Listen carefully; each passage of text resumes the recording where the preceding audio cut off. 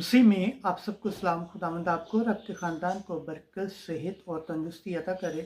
मसीह यस्सु नासरी के नाम से आमीन। हमारे लिए आज की अंजिल मुक़द्दस मरकज़ के मुताबिक छठा बाब पहली से छठी आयत।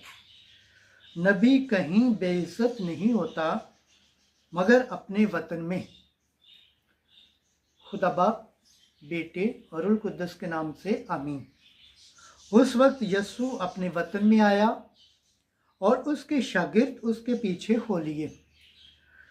जब सब्बत का दिन आया तो वो इबादत खाने में तालीम देने लगा और सुनने वालों में से अक्सर हैरान हो गए और कहने लगे कि उसे ये सब कुछ कहाँ से मिला और ये कैसी हिकमत है जो उसे बख्शी गई और कैसे मौजज़े उसके हाथ से ज़ाहिर होते हैं।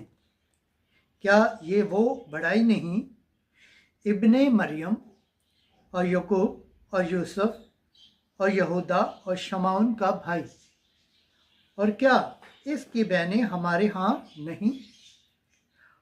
और उन्हें उसके सबब से ठोकर लगी। इस पर यस्सु ने उनसे कहा, नबी कहीं बेइज्जत नहीं होता मगर अपने वतन और अपने रिश्तेदारों और अपने घर में। और वो कोई मौजज़ा वहाँ ना दिखा सका सिवा इसके कि थोड़े से बीमारों पर हाथ रखकर उन्हें शिफा बख्शी, और उसने उनकी बेइत्कादी पर तहज्जुब किया। अंजील मुक़द्दस के रसीला से हमारे गुनाह माफ़ किए जाएं। MC तेरी सताइश हो।